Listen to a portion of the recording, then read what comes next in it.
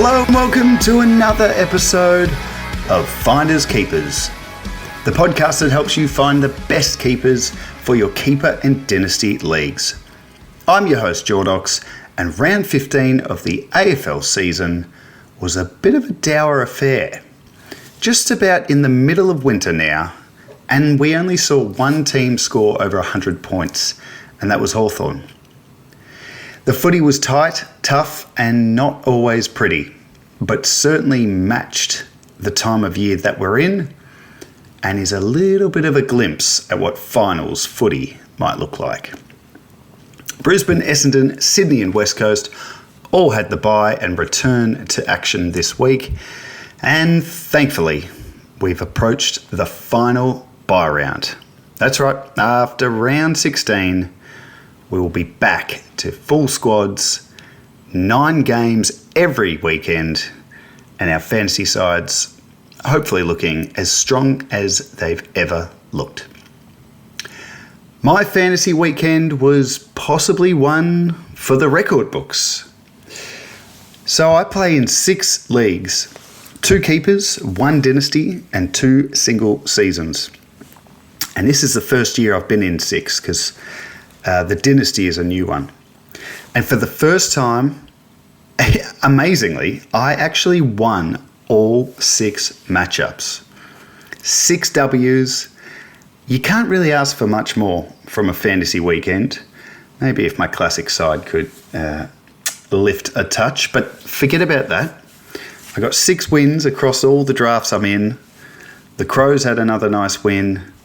And unfortunately, the Socceroos couldn't get over the line. Sunday morning would have been the perfect weekend. But I'm not complaining. On to the podcast. This week on Finders Keepers, I'll go through the top waiver picks I gave last week, see how they went. I'll give you some names that I like the look of for this week.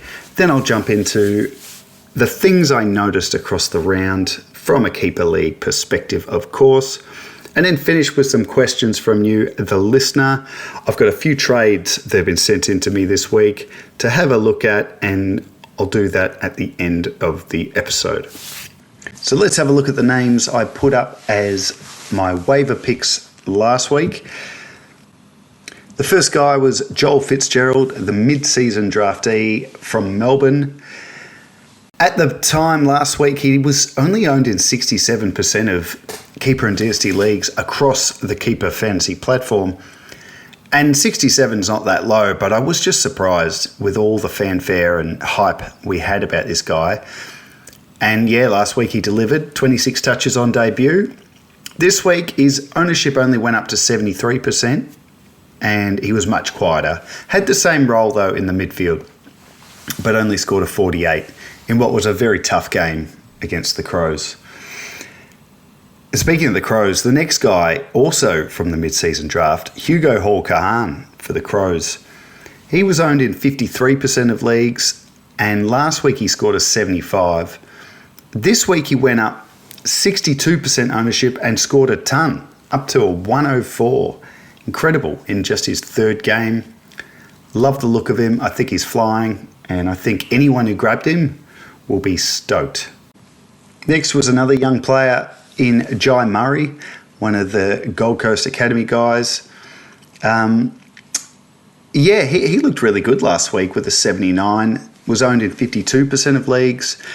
That's gone up to 58%, and he's had another great game. 88 he scored, and actually got the Rising Star nomination this week. The next player was Matt Johnson for Freo, owned in 57% of leagues last week. That went up to 63%, but he only scored a 59.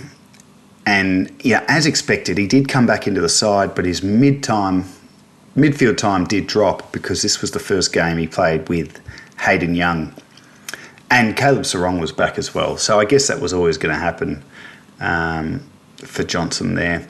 The next guy was Job Shanahan, and I put him up despite the fact he was on the bye. So I just really liked him. Owned in 18% of leagues last week. That's gone up to 19%, which is pretty good in a bye round. But yeah, I'm a big fan of his. And if you can remember why I was so big on him, the week before, they threw him behind the ball, and he looked pretty good in that role. Then I had Zach Taylor from the Crows, 17% owned. So this is for those really deep leagues. He got his 83 last week. His ownership actually did spike, went up to 27%, and he scored 56. But you know, he's not going to do 80s every week. But I really like the look of him, and yeah, he had another pretty good game for the Crows. And then the last one was Blake Howes.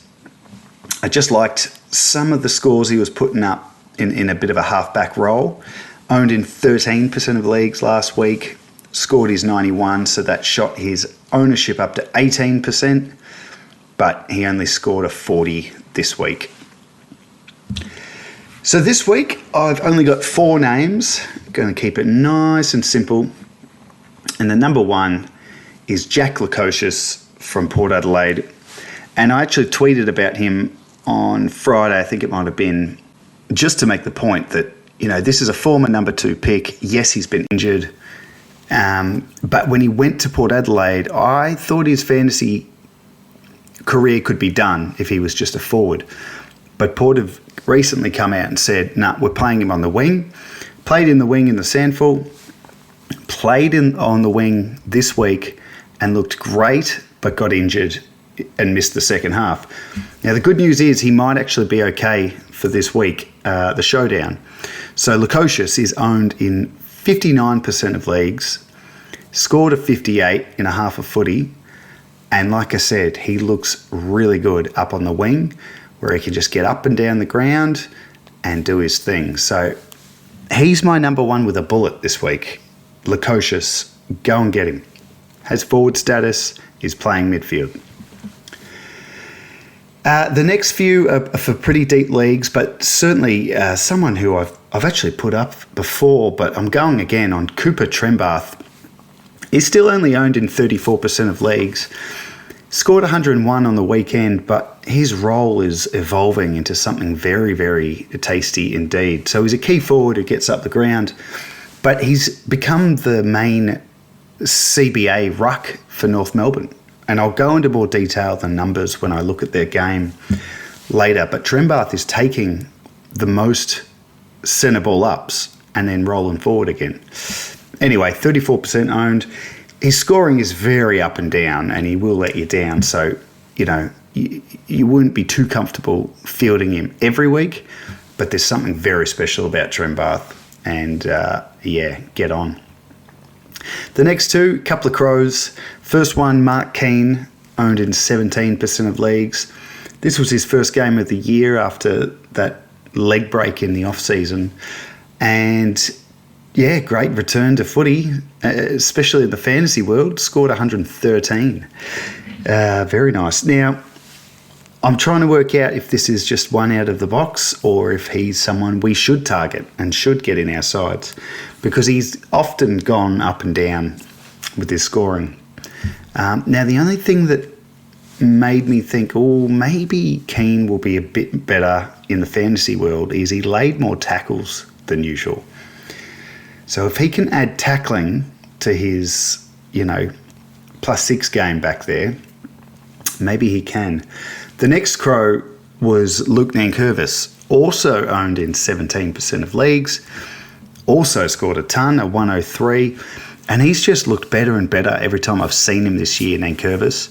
He's developing into a winger who, you know, gets around the ground and can impact the contest.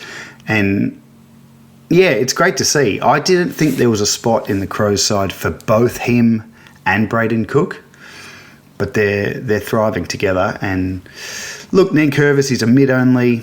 He's not going to score that well every week, but in a deep league, he's worth grabbing. There's always that slight potential that he ends up at half-back too with defender status, so keep that in mind.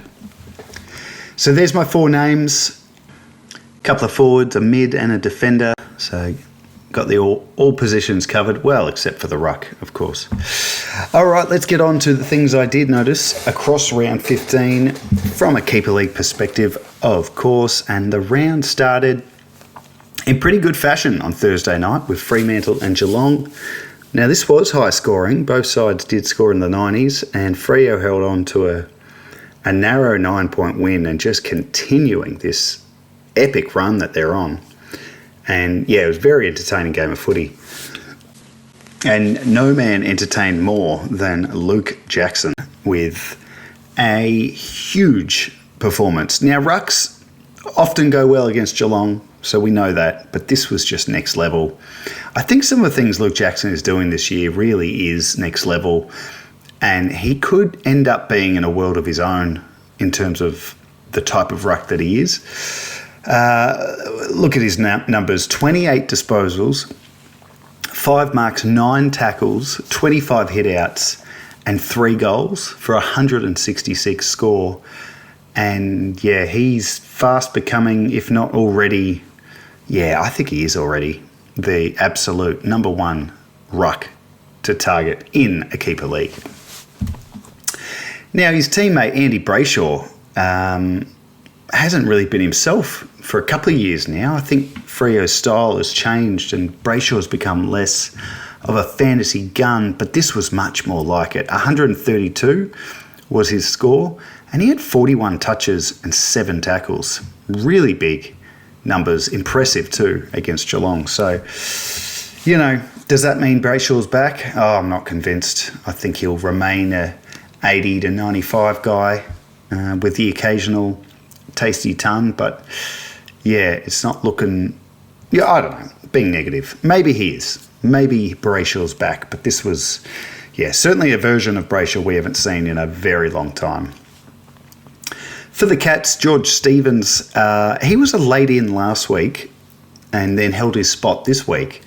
Scored 69, played midfield, didn't really look out of place. I thought he looked pretty good, but with Bailey Smith to return to the side and that midfield, Stevens could be the guy that makes way. Friday night footy saw Gold Coast take on Hawthorn. This was a great game as well. This was such a game of momentum. Both sides had many times on the night where they would just go bang, bang, bang and get these quick goals. Yeah, great game of footy, but Gold Coast, another test failed. They really needed to win this one, but Hawthorn, just too good. For the Suns, Jai Murray, I talked about him in the waivers. Yeah, he showed plenty last week in his second game, but this week he was even better. Game 3, and he scored 88, was, on the wing, and they just keep doing it, Gold Coast. And the next guy, Bo Adensol, another kid they've brought through, and he debuted in this game. And again, looked pretty good. A bit scratchy at the start, but he really warmed into it. And I thought it was a great debut. Scored 66, saw some time on the ball. They just keep churning out these gun mids, don't they? And speaking of gun mids at the Gold Coast, the captain, Noah Anderson, he's in some form. He's now got 5 tons in his last 6, and this was a huge game. He had 43 touches and scored 143. Absolute whopper. His season average sits at 102 now, and he's always been someone I've never really thought he could go over 105 average. His best was 104 a few years ago. But this could be it. If he keeps this momentum going, he will clear it this year. Now, onto the Hawks. Their numbers are always so well spread out. They're such a great team. But Will Day scored 93, but man, does he look good. Another really strong game, and he's really looming as that missing piece for the Hawks. Obviously, they went hard for Zach Merritt in the off-season and will probably do so again. But a fit Will Day in that midfield is the answer to what was probably lacking in the finals last year. They just need to keep him fit, and I just love watching him.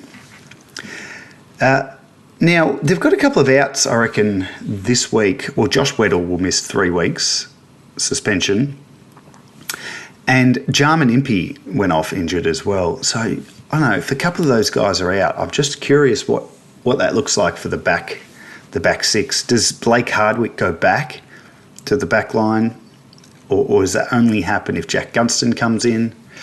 Yeah, I'm not sure. But just keep an eye on them and keep an eye on the lineup this week, because there's a few points to be found there in that sort of halfback role.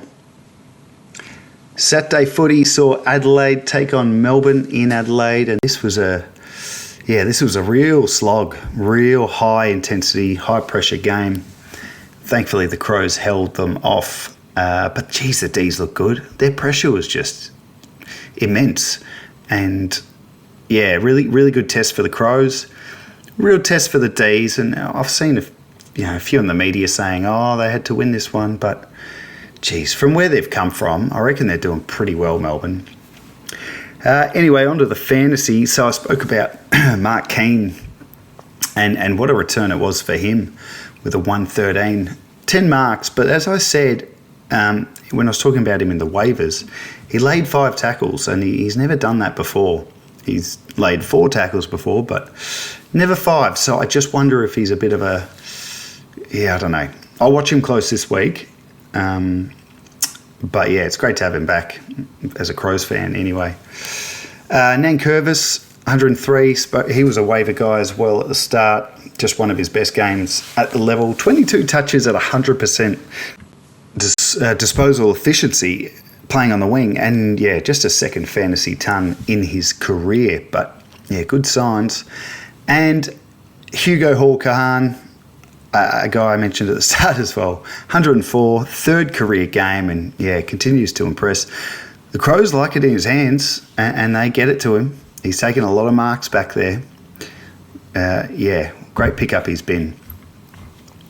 For Melbourne, Caleb Windsor returned after missing last week through, was it illness? Oh, or maybe just had a slight niggle. But anyway, he returned this week, but was left out of the CBA rotations for the first time this year. He didn't attend a single centre ball up.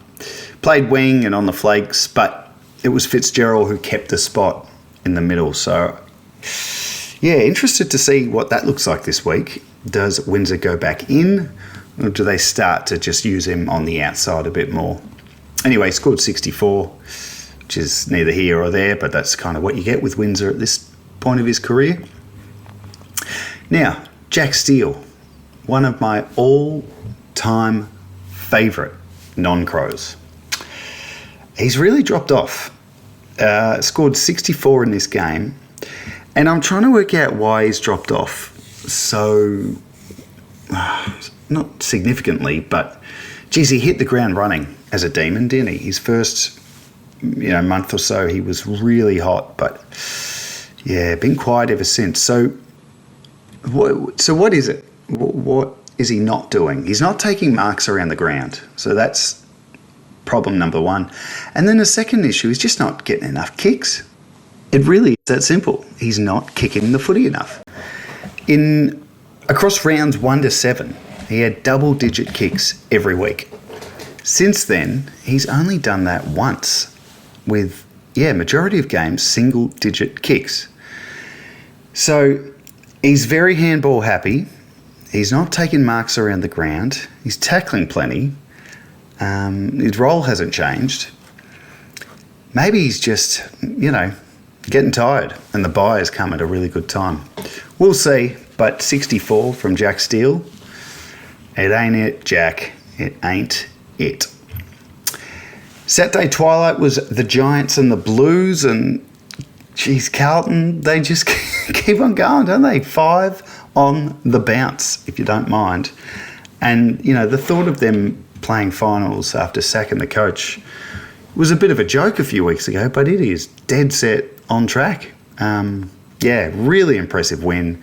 Go over Sydney and beat the Giants, who would be pretty disappointed. They needed to find a way to win this one, but it was close at 3/4 time, and Carlton just ran them rugged in the last.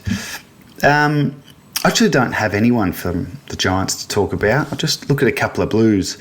George Hewitt, what a great season. What a great turnaround for him. If you'll recall, earlier in the year, he was left out of the side, and that was a real surprise at the time. But he's been back in for a while now and he's playing really well. Had a big game. He ran with Finn Callahan but collected 30 touches of his own and scored a nice big 128. And Blake Acres put up another ton. So there's back-to-back tons for him, having a really strong impact playing on the wing. And yeah, it's just a few of these Carlton guys have just found this form, and Acres is absolutely one of them. Saturday night at the G, we saw Collingwood take on Port Adelaide after a very rainy day in Melbourne. It was a wet game. I don't think it rained so much in the game, but it was definitely wet. Conditions were trying. And yeah, this was a really good game, I thought. Port Adelaide looked really good for long parts of it. Collingwood, though, took the chances when they came, and I actually couldn't believe it when I was looking at this game the next day. Port Adelaide actually didn't kick a goal in the second half. It didn't feel like that on the night, but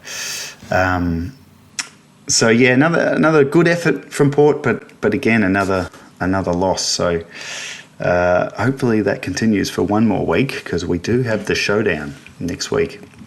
Anyway, for Collingwood, Josh Dacos. There's a bit of talk during the week that he'd be playing a bit more midfield in the back half or last part of this season. It didn't really eventuate. It's certainly not in terms of centre ball ups. He didn't go to them, but I think he just sort of was in his usual half-back role. He was very quiet until three-quarter time. And in the last quarter, he went absolutely nuts with 16 touches and scored 60. So he's done that before. Didn't he do that? Was that last year? But that was playing midfield. He had that huge last quarter. Anyway, got up to a 107.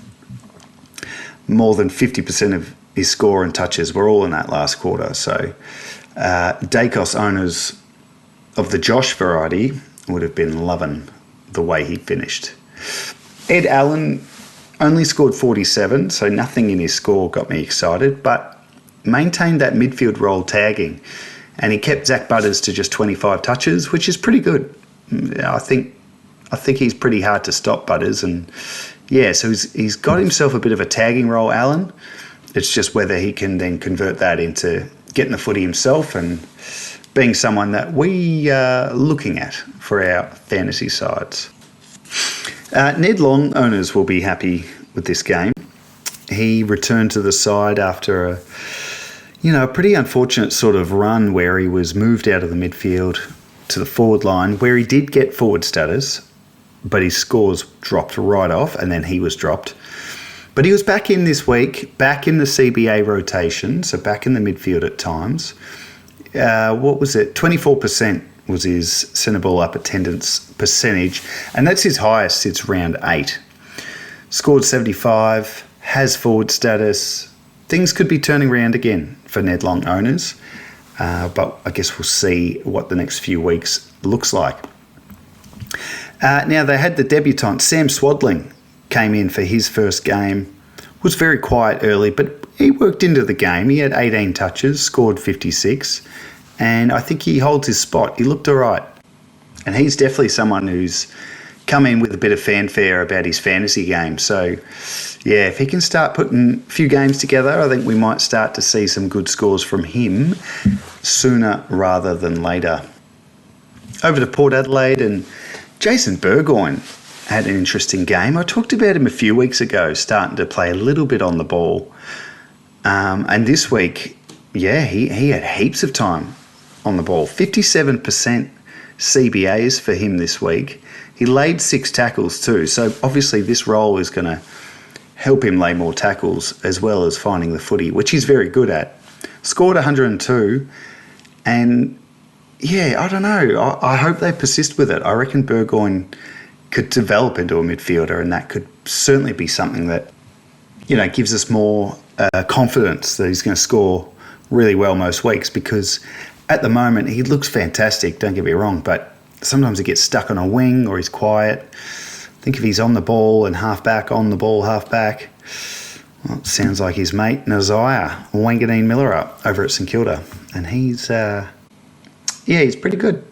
Pretty good. Now, Jack Lukosius I spoke about him as my number one waiver target this week. Scored 58 in a half a footy, playing on the wing, and I was so disappointed to see him go off injured in that third quarter. I mean, the guy's missed so much footy. He's barely played at Port Adelaide, really. Is this his second year, maybe? He's only played a handful of games. But I saw it tweeted today. The injury's not serious. It's called a Baker's cyst. So burst Baker's cyst. Anyway, it's something behind his knee that, anyway, it could settle in time for him to play this week in the showdown. And yeah, I hope he does, because that wing role is looking pretty good. And then lastly, Darcy Byrne-Jones. Well, he just had an absolute field day behind the ball. 10 marks, 34 touches, and a nice 131 for those who own him. Very nice indeed. On to the two games on Sunday. We had Richmond and North Melbourne at the G, and we saw North, in the end, pick up a pretty comfortable victory. Now, for the Tigers, Sam Banks looked to be back at half-back again. Last week I didn't watch him, but he had a good score. It just looked like he was still mostly wing.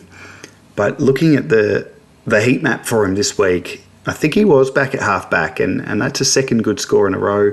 He had 26 touches, scored 88. And yeah, it's probably just a relief because for the owners, coaches who have him, because this time last year he was about to go on a nice run where he really broke out and looked like the next big thing from that half-back line. And then season 2026, he found himself on the wing and then injured out of the side. Anyway, he's back now.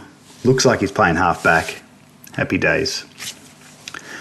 For North, I'll talk about the ruck setup because, yeah, it's really interesting. And I said it last week, I said it the week before, but, I mean, Tristan Xerri, his CBAs were down to just 10% this week. 10%! And yet he still remained the number one ruck around the ground. So he attended the most ruck contests overall, but was only at 10% of the centre ball ups. It's crazy. Now, he found his way to a 92, which was a good effort in the end. And I think I heard somewhere today he's carrying something this year. He's not quite right, X-Man. But Cooper Trembath was the guy to come in and play at the centre ball up. So Trembath attended 65% of the CBAs, kicked 4 goals as the key forward. Scored 101. So they're going Trembath at centre ball up and then bang, swap with Xerri. And they did it last week, but they're really doing it this week, like heaps. And it's working. So they're going to keep doing it. And they had young Taylor Goad in his second game, and he was at 25% of the CBAs. So you got 65% Trembath, 25% Goad, and 10% Xerri. And Goad did that with 29% time on ground. Ludicrous. I don't know. I don't know if he'll be playing next week. Why would you only play him for 29%? Anyway, it's very strange, but it's working. I reckon Goad will be out this week. They've got Essendon, and I reckon it'll be the Trembath Xerri show against Nick Bryan. And then lastly for North, Caleb Daniel and Luke Parker just displaying some serious halfback piggery in this game. Between them, they took 27 marks and had 72 touches. Caleb Daniel with 153 and Luke Parker with a 117. Huge numbers for the halfbacks there at North. And finally, we finished the round with St Kilda and the Bulldogs at Marvel, and it was the Bulldogs bouncing back after their big loss last week to beat the Saints. I think this game was close at times, but in the end, Doggies sort of looked pretty comfy. Saints had a lot of injuries. We'll go into that in a minute. But Nasiah Wanganeen-Millera, 136, very nice. 44 touches with 31 kicks. Incredible.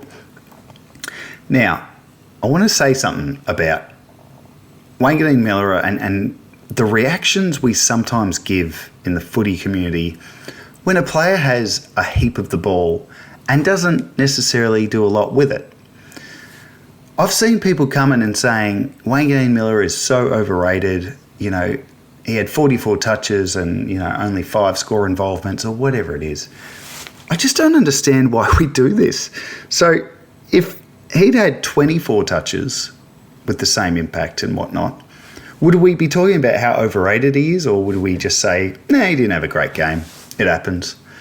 But when a player then has 40 or more touches, and a lot of them, yeah, I get it, are probably the cheap +6s or out the back, but I just don't understand how anyone can criticise an AFL player who has over 40 touches in a game of footy. Like, I don't care how plum your role is, it's not easy to just get 40 touches anyway. We saw it earlier in the year with Archie Roberts at Essendon.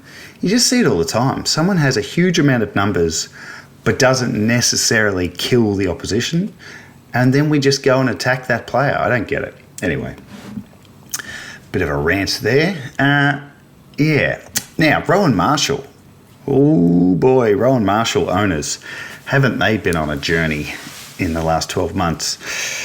He's got his forward status, and now Tom De Koning is injured with a pretty nasty ribs, punctured lung, something like that. So they've got the bye this week, Saints, but I doubt we'll see De Koning anytime soon. Now, Marshall had his own shoulder concern in the game, but I think he's going to be okay. So after the bye, Rowan Marshall, with forward status, could be the solo ruck at St Kilda again. And that is going to be huge for the owners of Marshall. That could be the difference between making finals or contending for a flag and not. A fully fit and firing number 1 ruck, Marshall, in your forward line.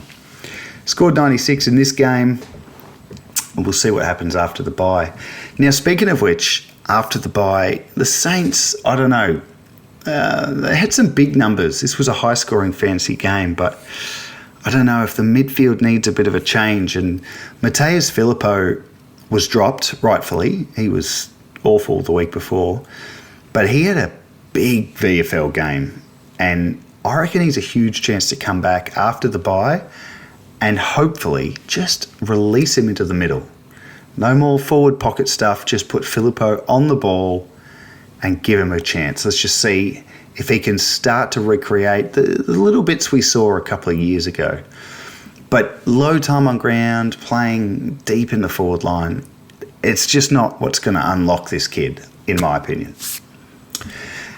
Now, for the doggies, a little bit of a quirk I found in the stats, and I saw someone comment on seeing Bontempelli in the ruck a few times. The Bulldogs actually used 6 different players in ruck contests for the game. You had Tim English, obviously your main man, with Rory Lobb. Emmett attended a handful, but so did Bontempelli, Matt Kennedy, and even Joel Freyer. Really strange. But, I mean, those guys, I don't know how tall Kennedy is, but I know Freyer and Bont are pretty tall for midfielders. Anyway, not sure why they did it. But maybe they'll continue it. I guess we'll see. And lastly, Tom Liberatore returned. That was his first game since round 6, so he's missed a huge chunk of the season. Scored a 91, playing on the ball, just doing, his usual thing. But I really wondered who, if anyone's midfield time would suffer with Libba coming back. Now, Riley Sanders stayed the same, but it was Matt Kennedy who dropped out of the CBAs a bit.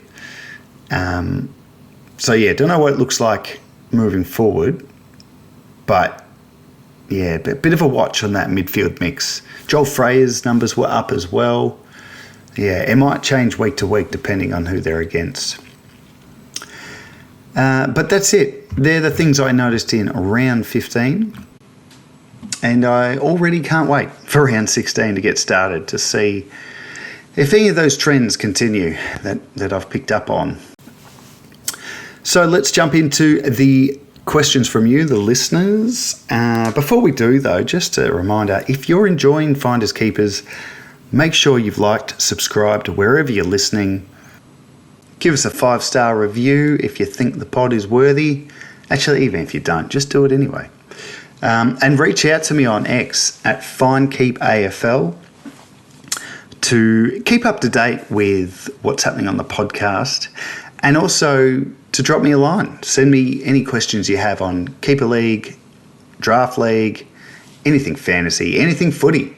And send through any trades that have gone down in your leagues, and I can go through them as well on the podcast. So speaking of which, let's get stuck into it. And I'll start just quickly with a bit of a follow-up to last week. I had a great question from Tyler Finlay last week asking about John Noble and if he should cash out now. So his side was pretty strong, but he's just had injuries this year as Tyler, so he's not contending. And he thought, if I trade Noble to a contender for something next year. Anyway, my advice was do it, and do it now, before Noble drops a score under 100. And he let me know during the week that he did. And then Noble did drop under 100. So great timing, Tyler. Here's the trade he did.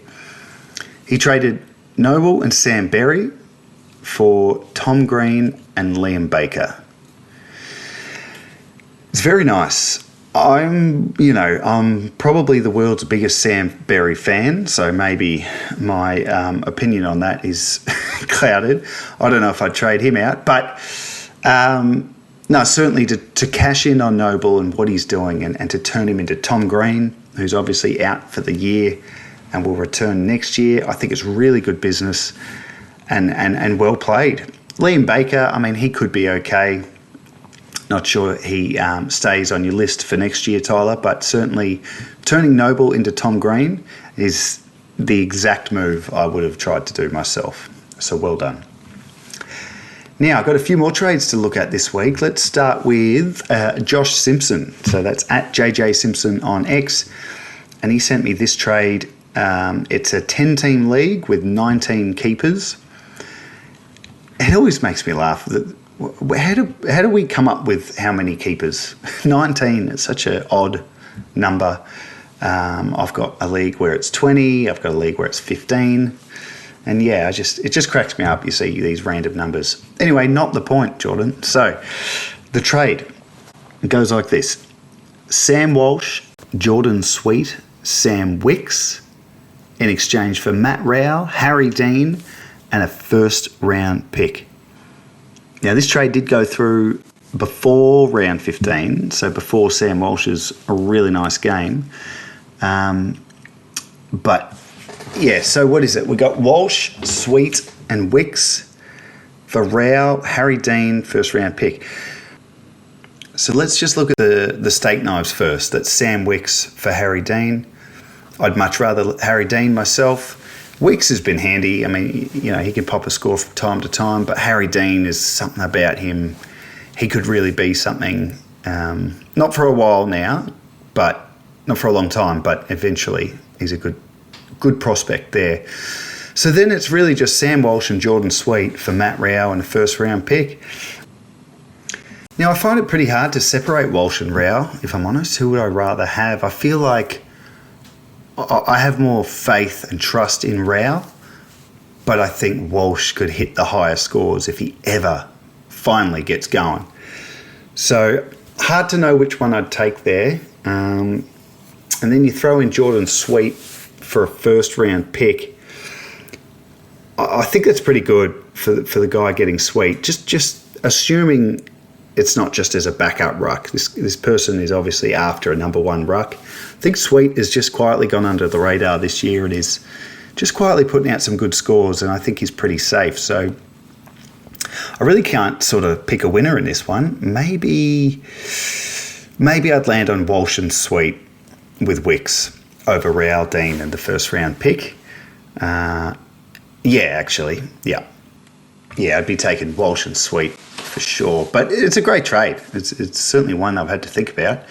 And I reckon both coaches will be pretty happy just with Walsh and Rao, they're both going to be very good and are very good.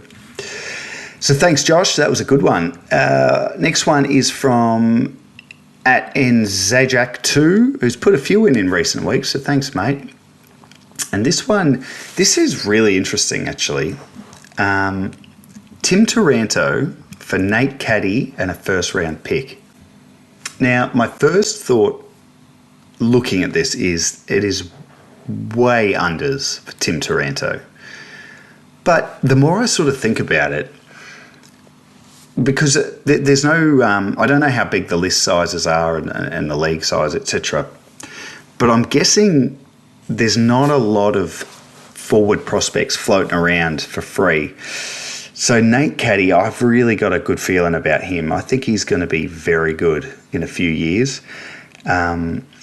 He's quite unique. He's almost like, maybe like a Jeremy Cameron. Probably not, well, certainly not as good in front of goal, but the way he gets up the ground, and he doesn't really play like a key forward as such, but I really like him as a prospect. So to get him in with a first round pick and given up on Taranto, I mean, Taranto is, geez, he's a buy low candidate if the Tigers get going in the next couple of years and he gets a bit more support, but he's been so disappointing for me. I thought he would be, scoring big scores in big losses. I just thought he was going to do that, but he's really struggling to impact the fantasy scores anyway. He'll bob up every now and then. It's Taranto, of course, but he'd be a very frustrating player. So if you've got a young list you're developing, which I'm guessing has happened here, swap Taranto for Caddy and the first round pick. It actually makes more sense the more I look at it and think about it. And that's assuming this league doesn't have, guys sitting on the waivers like, Patrick Voss, Shannon Neal, Jake Waterman, those types. They're just there for the taking. I'm guessing that's probably pretty tight. So, yeah, it's an interesting one. Taranto for Caddy and a first round pick. I think it's one that in time we'll look back on and say, yeah, that was actually quite smart. So thanks for sending that through. That was an interesting trade. I like those ones where, like I said, first glance you think one thing, and then the more you sort of look and think, it's like, actually, I can kind of see what was going on there.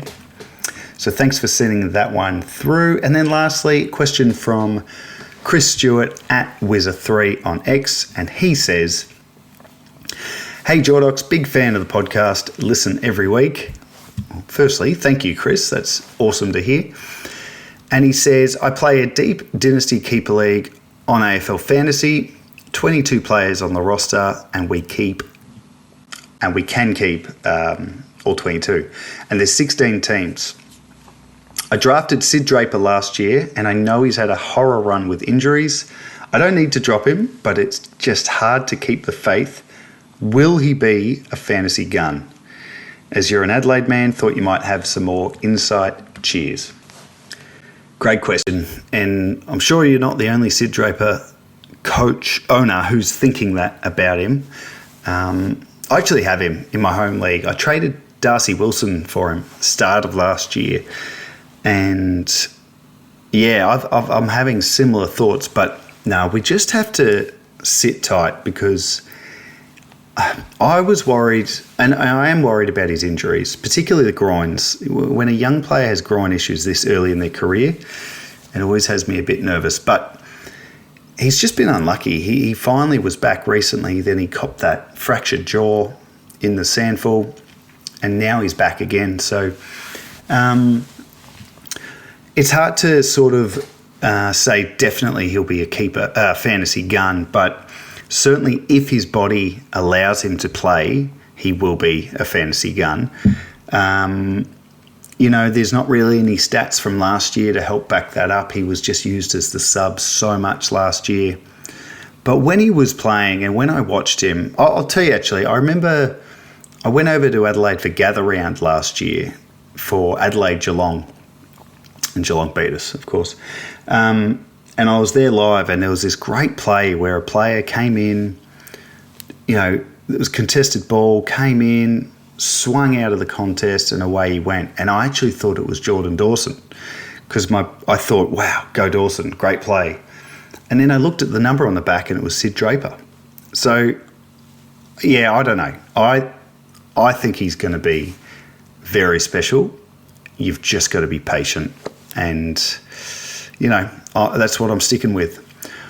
If there's another 12 months down the track and we still haven't seen it, maybe we could start to worry, but only his second year at the level, and he's come to the Crows at a time where the Crows are pretty good and competitive, so he's not going to just fly straight into the side. So, I'm still very confident, and I just can't wait for that first game we see it and he scores a 90, and you and I will feel vindicated having held him.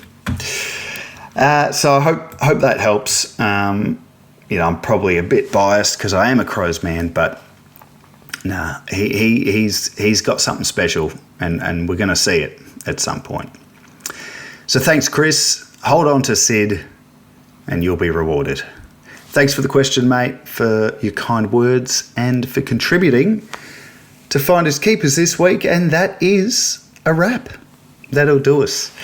Thank you to everyone who wrote in their questions and trades. Make sure you send yours in next week if you want it read out on the podcast. And good luck for the round ahead, round 16. Don't forget, the Cats, the D's, Saints and Bulldogs are on the bye this week.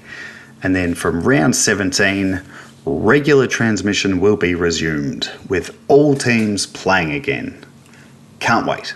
Thanks for listening. I'll be back again next week to make sense of everything we see in round 16. But in the meantime, I'm Jordox. This has been Finders Keepers. And until next time, keep on keeping on.